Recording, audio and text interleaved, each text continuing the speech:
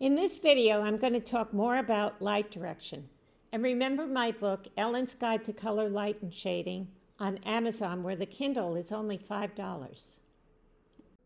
With backlighting, the sun is in front of the viewer, but it depends where it is. If it's high enough, it would illuminate parts of the subject, so we see some dimension and form here. But if it's low on the horizon, then these elements are largely lost. Don't see much detail here. The subject becomes a silhouette, which is a dark shape against a light background. And the closer the sun is to the horizon and the larger the object, the sharper the degree of contrast between them. So backlighting works well in a black and white image because it's highly graphic with strong value contrasts, and because it emphasizes outlines and shapes rather than colors. With backlighting, the subject is in partial or complete shade, forming a silhouette, which is a flat shape with little color, detail, or evidence of form. When we photograph silhouettes against a glowing sky like these, the values are too dark and uniform, so in a painting they may appear lifeless, like a cutout. So instead, choose a narrow range of mid to dark values. Also, the strong value contrast between the dark silhouette and the bright sky tends to make the silhouette appear closer than it really is, since strong contrasts seem closer than narrow contrasts. Silhouettes are also strong attention getters, so they distract if they're not the focus. They should be interesting and identifiable. If they're hard to decipher, like a combination of several objects, they'll usually need to be separated somewhat to be understood. And I think there's enough separation here so we know that there are people in the distance. One interesting approach shown here is to have planes of silhouettes that get lighter with distance, like the tree, then the water, then the distant trees, and then the background. Rim lighting is a narrow band of light on the edge of the subject.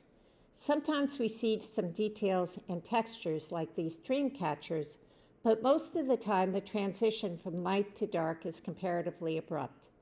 It's important to have some middle values like this dark blue-gray, separating the very dark areas of the kangaroo from its light rims. This teddy bear is rim lit all the way around, which is something you want to avoid because outlining an object flattens it. And it doesn't agree with the lighting, which is coming from the left, so only his left side should be lit. And the rim lighting is the same thickness all the way around, again, something you want to avoid. Instead, you want different thicknesses of the light area, so here it's thicker than in the back. Now, I want to mention passages, which is an area of similar value and color touching two objects, and it links them together. So that's something you want to do in your paintings. With photography, front lighting is the most difficult to handle, but potentially the most exciting. When we point the camera toward a light source, we get artifacts that are somewhat unpredictable. We can get flares or spots of light that are circular. These are polygonal. They resemble what you see after looking at a bright light. You feel temporarily blinded and see spots and shapes in front of your eyes. We also see halation, which is a white veil of light over parts of the image, reducing contrasts and color saturation, as if the image is dissolved in light. And these effects can add dazzle to your painting, but don't overdo it. I show you two crabs here, one that's backlit and the other one that's front lit. So I connected the top of this crab to the end of his shadow, and that gives us the direction of the light. And we see his shaded side, and it's against a white background, which makes this shaded side even more drab and dark. This is a much better image with front lighting, where the light is going from his head down to his shadow in this direction. We see the lit side, which has bright oranges and yellows, and it's against a shadow, which we don't usually see in front lighting, but we do here because of the bird's eye view. And the shadow makes the colors here more saturated and brighter. So in this case, front lighting is much better than the back lighting. This is overhead or top lighting, like the sun at noon.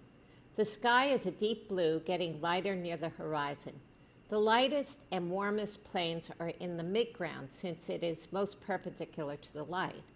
Objects have small, distinct cast shadows, although they may be lighter than other times of the day due to reflected light. And the foreground may be cooler with blues and greens. Side-lit portraits come in two forms. There is short lighting and broad lighting.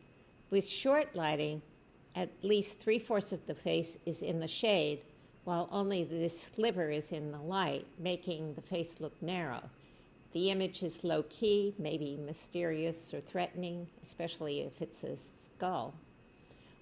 Whereas broad lighting makes the face look wide, because 3/4 of the face is in the light and only 1/4 is in the shade.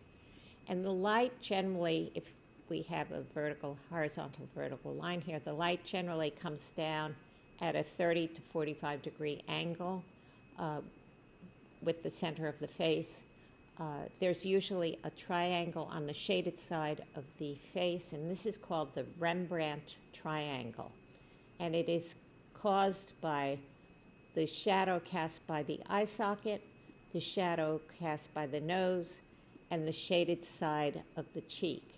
And you don't want this triangle to be any wider than the eye or any lower than the nose. Two other less common types of side-lit portraits is split lighting and loop lighting. With split lighting, the light is perpendicular to one side of the face, so half of it is in the light and half of it is in the shade. With loop lighting, the light is coming down from between the side and the front of the face, so it's like it's coming down behind our left shoulder. And the nose shadow loops down without connecting to the shaded side of the cheek. This is a flattering and natural appearing look used often with models. It provides depth and interest while still keeping the subject well lit. The most important part of portraits is the nose shadow. It should never go down touching the lips, because for a female that's undesirable because it looks like a beard, and we don't want women portraits having beards. Top lighting casts dramatic shadows onto facial features, emphasizing the bony structure and producing like an airy or menacing appearance. It creates shadows under the eyebrow, the nose, the mouth, and the chin. Notice that the body is in shade, so it looks like the face is floating. And the nose shadow tells us the direction of the light. With butterfly lighting, also called paramount or beauty lighting, found frequently in magazines, the source is above and slightly in front of the subject and angled down to create shadows under the nose and chin. So it adds definition to the face, emphasizing the cheekbones. The nose looks like a butterfly, nose shadow, so that supposedly looks like a butterfly. And it's similar to loop lighting that I just described, except more from the top. Light from below, called uplighting, hits the bottom of the form, casting shadows upward. It's typically seen with firelight or computer screens. The subject may appear scary and eerie or dramatic and theatrical.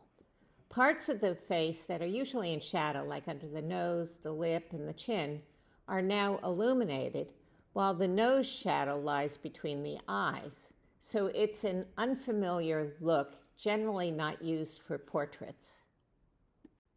My next video will be about the additive color wheel, and please remember to subscribe.